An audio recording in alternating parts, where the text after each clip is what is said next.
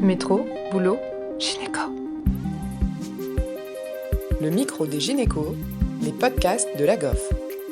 Bienvenue sur le micro des gynécos. Dans le dernier épisode, nous avons parlé des accrétas et du changement de la prise en charge vers des approches plus conservatrices de l'utérus. Aujourd'hui, Océane poursuit son échange avec le docteur Pellegrinelli en se concentrant sur les aspects techniques et la prise en charge des hémorragies du postpartum sévère. Bonjour, docteur Pellegrinelli, et merci beaucoup d'avoir accepté de participer à nouveau à notre chaîne podcast. On avait eu le plaisir de discuter avec vous de l'évolution du paradigme de la prise en charge des hémorragies de la délivrance, des hémorragies du postpartum sévère, avec l'arrivée de techniques conservatrices très intéressantes et de comment s'y former. Aujourd'hui, on va aborder le sujet d'un point de vue plus technique. Vous nous aviez évoqué l'anatomie pratique, discutée notamment par les Colombiens et les Argentins avec les 3 segments de l'utérus. Est-ce qu'on peut commencer par essayer d'avoir les notions principales de cette anatomie pratique et de comment elle va orienter notre prise en charge des hémorragies sévères? Oui, merci de m'accueillir à nouveau. Je pense que un message déjà très très clair pour les médecins en formation, c'est plus simple de ce que ça a l'air. Et puis en fait, il faut réussir à gérer et reconnaître 2 situations principalement. L'utérus, comme vous savez, il y a une partie plutôt supérieure, on va dire supraisthmique, ou la partie au-dessus du repli péritonéal vésiculaire. Et puis, il y a la partie inférieure. Dans la partie supérieure, la vascularisation est relativement simple. C'est les artères utérines et les connexions avec les artères ovariennes.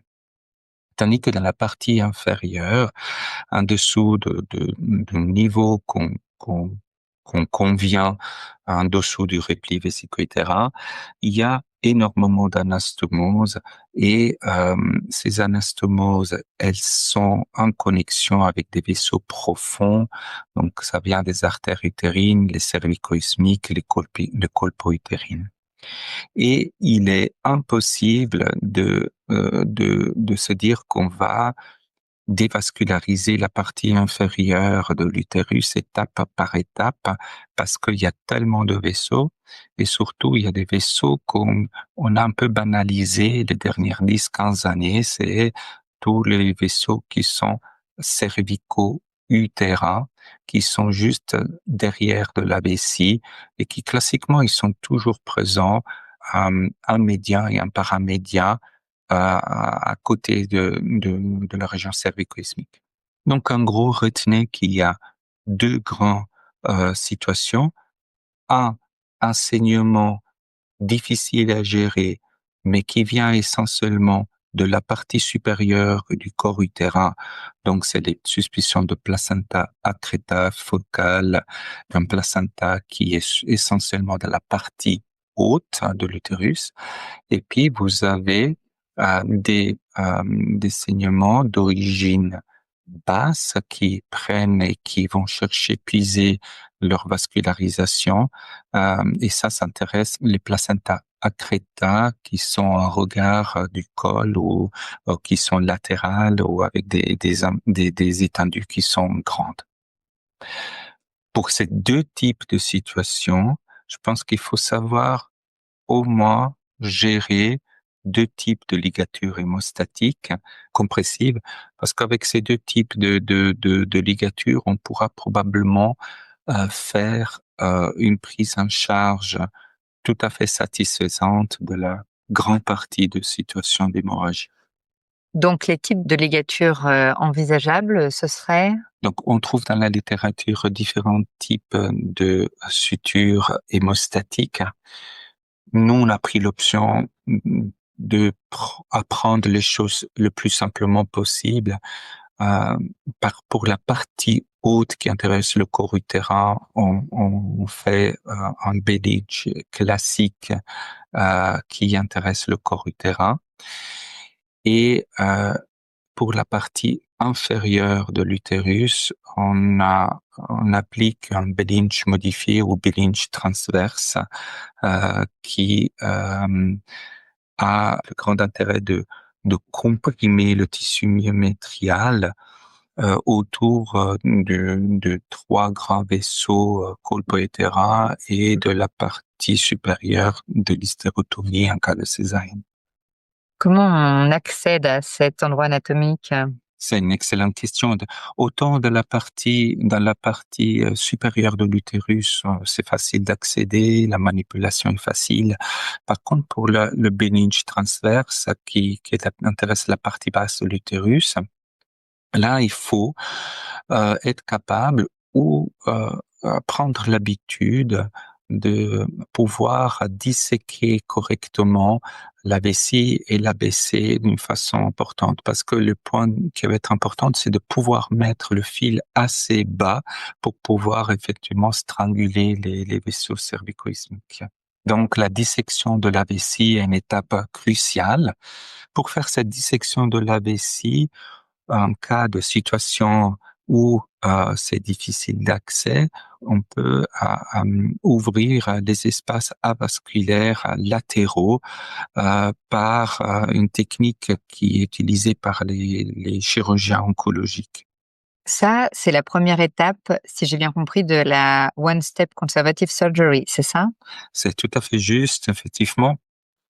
Ce qu'on a pu apprendre des exemples qui sont didactiquement vraiment intéressants du groupe de Nieto, c'est que en créant une dissection standardisée, en ouvrant un regard du ligament rond, le feuillet péritonéal, ça permet d'abaisser et approcher des espaces avasculaires jusqu'en arrivant derrière la vessie. Et c'est en arrivant derrière la vessie, on essaie d'évaluer la fibrose qu'il y a derrière la vessie, et ça permet de faire le staging nécessaire pour pouvoir éventuellement faire l'OSCS, le One Step Conservative Surgery. Les adhérences vésicales, c'est un point très important de ce staging, c'est ça? Vous avez raison,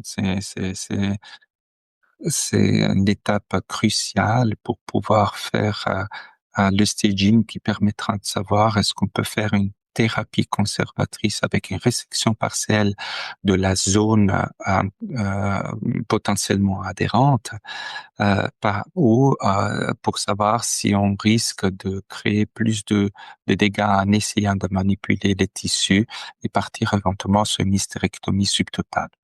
Cette dissection rétrovésicale, ça s'appelle la manœuvre de Pelosi. C'est quelque chose qui est relativement facile à faire quand la fibrose n'est pas étendue. Après avoir ouvert les espaces paramétriaux, on peut descendre avec une dissection, une digitosession derrière la vessie et essayer de joindre les deux doigts derrière la vessie. Une fois qu'on arrive à joindre les deux doigts derrière la vessie, on sait qu'on pourra baisser la vessie par dissection et ligature des vaisseaux qu'on met en évidence. Et si on n'y arrive pas, du coup, là, on s'oriente vers l'hystérectomie subtotale. Les autres éléments importants du staging péropératoire, ce serait? Alors, le staging péropératoire part du staging préopératoire. Il est certes que vous commencez à faire un staging péropératoire quand vous avez, selon les classifications qui ont été mises en place par notamment le Dr. Arakamada, quand vous avez la suspicion d'un placenta accreta qui intéresse essentiellement moins que 50% de la circonférence utérine, quand vous pensez qu'il n'y a pas de zone d'adhérence accrue permettant d'avoir au moins 2 centimètres du mètre résiduel, c'est à la berge inférieure de l'utérotomie afin de pouvoir faire une résection qui soit pas trop étendue de l'utérus, de la paroi utérine et de pouvoir faire la reconstruction. Ce qui est crucial, c'est que dans ce staging opératoire, vous allez essayer de bien circonscrire la zone qui est potentiellement adhérente, parce qu'en fait, le saignement de le placenta crêta, tant que vous essayez pas de l'enlever, tant que vous le touchez pas, ça saigne pas. Et c'est extrêmement intéressant parce que si on prépare bien l'opération, l'ablation de la zone adhérente est presque exsangue. Alors comment on s'y prend pour préparer au mieux l'intervention et respecter cette zone au départ? On commence par la naissance du bébé. Alors, les premières fois qu'on a fait ce type d'intervention, c'est assez déroutant parce qu'en fait, la naissance, elle n'est pas tout de suite. On fait d'abord effectivement l'antéopératoire, c'est de savoir où on va et quel type de zone d'adhérence et où ça sera. Le repérage Le maximal en repérage écho maximal avant. en écho Oui. avant, exactement. Puis une fois qu'on a fait la dissection, on a ouvert l'espace péritonéal, on part sur la dissection latérale, comme on a dit auparavant, permettant d'arriver dans la zone rétrovésicale. On fait la manœuvre de Pelosi. Si on voit que la vessie est facilement dissécable, on essaye de abaisser un maximum la vessie en faisant des ligatures à la demande sur les néovaisseaux qui sont apparus et qui viennent essentiellement de l'utérus vers la vessie. Et une fois qu'on a fait ces ligatures-là, c'est que à ce moment-là qu'on fait l'extraction fœtale par une utérotomie transverse haute. Là, vous avez dans la plupart des cas, vous tombez sur le placenta et c'est le moment dans lequel vous mettez en place une autre technique qui s'appelle la manœuvre de Ward, qui est simplement passer la main de l'opérateur derrière le placenta Sur une utérotomie haute. sur une utérotomie supraismique. Mhm. En fait, vous devez faire votre incision au-dessus de la zone d'adhérence placentaire. Une fois que vous avez mis en évidence où est probablement la zone d'adhérence, vous faites l'hystérotomie transverse 1 ou 2 centimètres au-dessus de la zone incriminée. Puis vous avez le décollement placentaire que vous pouvez faire, aller chercher les membranes amniotiques et à travers les membranes amniotiques, faire l'extraction fœtale. Pour les premières interventions, c'est assez déroutant parce qu'on a l'habitude de sortir le bébé et puis s'occuper de l'utérus. Ici, on prépare tout pour qu'au moment que le bébé est sorti et qu'on doit aller s'occuper du placenta, on a déjà tout préparé pour diminuer un maximum le saignement. En faisant ça, on s'éloigne de notre habitude on incise en transplacentaire et on se dépêche et on accepte finalement des pertes déjà parfois 1,5 litre, 2 litres juste à cette étape-ci. Je pense que ce que vous dites est crucial. On vient d'une habitude dans laquelle on se dit l'important c'est de sortir au plus vite le bébé et puis après on verra. Et en fait, ici, on dit mais c'est mieux de bien préparer le terrain avant de toucher le placenta parce que comme on a dit auparavant, tant que vous touchez pas le placenta, ça va pas saigner. Et donc, effectivement, il faut éviter, à mon avis, il faut éviter absolument les césariennes transplacentaires si on en a la possibilité. Ensuite, une fois le bébé né, quelles astuces vous conseillez pour limiter à nouveau la perte de sang? À ce moment-là, on se reporte à nouveau sur la partie inférieure, rétrovésicale, et je dis pas à l'aveugle, mais on met en place 3 sutures de façon standardisée qui vont essayer de euh, oblitérer les 3 vaisseaux qui ont été un peu oubliés dans les livres d'anatomie ces dernières 10-15 années et que c'est les travaux de Radakameda qui a mis en évidence qu'ils sont un pourvoyeur d'une vascularisation importante de la partie basse de l'utérus. Et ces 3 sutures, on les fait paramédian, médian et paramédian droit pour diminuer le flux vers la zone vascularisée, la zone utérine adhérentielle. À ce moment-là, on externalise l'utérus, ça permet de faire l'évaluation de la partie postérieure de l'utérus, et c'est à ce moment que vous évaluez si la zone incriminée être trop adhérente permet la résection partielle du myomètre.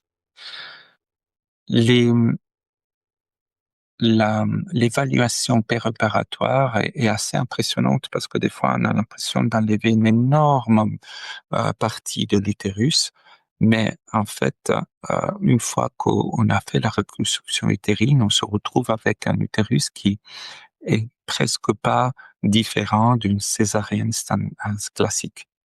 Et le devenir de ces résections partielles de l'utérus sur ce type de thérapie est favorable parce qu'il y a environ entre 200 et 200 cas, 50 cas de grossesse ultérieure non compliquées qui ont été décrites après une de ces thérapies conservatrices de l'utérus. C'est incroyable. C'est hyper chouette. Il est clair que ceci s'inscrit dans un plan de naissance qui doit être bien discuté avec les couples. Si la patiente, elle dit clairement, moi, je ne veux pas prendre aucun risque et c'est une situation limite pour faire une thérapie conservatrice, notamment si vous êtes dans une phase d'apprentissage au sein d'un groupe qui s'intéresse à ce type de chirurgie, il faut savoir aussi être assez humble pour reconnaître que peut-être dans une phase d'apprentissage, c'est mieux de faire une hystérectomie quand la patiente est demandeuse plutôt d'une solution radicale. Par contre, si effectivement chez la jeune patiente, chez qui le projet de famille n'est pas encore très précisé, il est certes que la thérapie conservatrice a le grand avantage de laisser la fertilité ultérieure. Les équipes expérimentées dans ce type de traitement conservateur, ils portent en avant aussi le fait qu'il y a moins de saignements de la thérapie conservatrice. Nous, personnellement, on n'est pas encore avec assez de cas pour pouvoir être à l'aise et dire que c'est clairement ça le grand avantage. Est-ce qu'il y a d'autres manières de limiter les pertes sanguines pendant ces interventions? Donc ça, c'est une question très intéressante parce qu'effectivement, moi et les personnes un peu plus âgées par rapport aux auditeurs, on grandit avec différents types d'essais de réduire la vascularisation utérine lors de ces chirurgies qui restent des chirurgies à très haut risque de saignement. Il y a une dizaine, quinzaine d'années, on faisait ce type de chirurgie éventuellement dans ce qu'on appelle des flat panels, dans des zones dans lesquelles effectivement le radiologue interventionnel montait des cathéters au préalable, on mettait en place des ballons intra-aortiques, on faisait des vascularisations partielles de l'utérus avant de faire la chirurgie. Tout ceci n'a pas démontré être fortement efficace pour réduire la morbimortalité maternelle. Même la mise en place des ballons intra-aortiques pour diminuer le volume de sang qui perfuse l'utérus a pu être pourvoyeuse de complications sévères avec des déchirures des artères. Et je pense que les équipes les plus expérimentées actuellement ne font pas appel à des compressions aortiques intravasculaires. Par contre, dans des situations d'urgence, dans des situations où on a souvent les maternités, les services d'obstétrique qui sont à distance des zones de prise en charge de radiologie interventionnelle, on peut facilement s'exercer et faire les compressions, une compression aortique intra-opératoire qui permet de baisser le volume en permettant de faire un staging, gagner du temps et décider de quelle thérapie réaliser, notamment quand on a manipulé peut-être le placenta et que ça commence à saigner. Cette compression aortique peut paraître peut-être rudimentaire, mais bien réalisée, bien faite, elle peut sauver des situations et sauver des vies. Mais il faut la faire d'une façon très correcte, avec idéalement la paume de la main, appuyée avec un contre-appui de la deuxième main, et ça doit être fait juste en regard du promontoire sacré. Ça peut être fait par voie externe comme interne, n'est-ce pas? Ça peut être fait par voie externe, mais on est clairement plus Sur la voie efficace interne. sur la voie interne. Je crois que parfois vous discutez aussi la mise en place d'un garrot, c'est ça? Alors, on peut faire effectivement la mise en place d'un garrot avec des moyens simples, que ça soit un gant ou une sonde urinaire, toujours pour diminuer un maximum le flux de sang, notamment dans les dissections difficiles de la partie inférieure de l'utérus, ou pour permettre effectivement d'évaluer si on arrive à faire une hystérectomie subtotale. Et la mise en place de ce type de carreau est relativement facile. Ça permet de gagner le temps pour voir si on arrive à stabiliser la patiente, faire l'hystérectomie subtotale, éventuellement faire des sutures de matelassage, quand éventuellement, effectivement, la dissection rétrovésicale devient trop dangereuse. Des fois, c'est mieux de laisser en place du tissu, faire des sutures compressives, euh, pas qui compriment la partie postérieure et intérieure de l'utérus, euh, afin de ne pas attendre et devoir faire des résections vésicales trop importantes. Merci beaucoup pour toutes ces astuces et toutes ces discussions autour des techniques opératoires. Est-ce qu'il y a quelque chose que vous souhaiteriez ajouter sur le sujet? Oui, je pense qu'il faut démocratiser ce type de technique, ne pas avoir peur d'en parler autour de soi en tant qu'interne.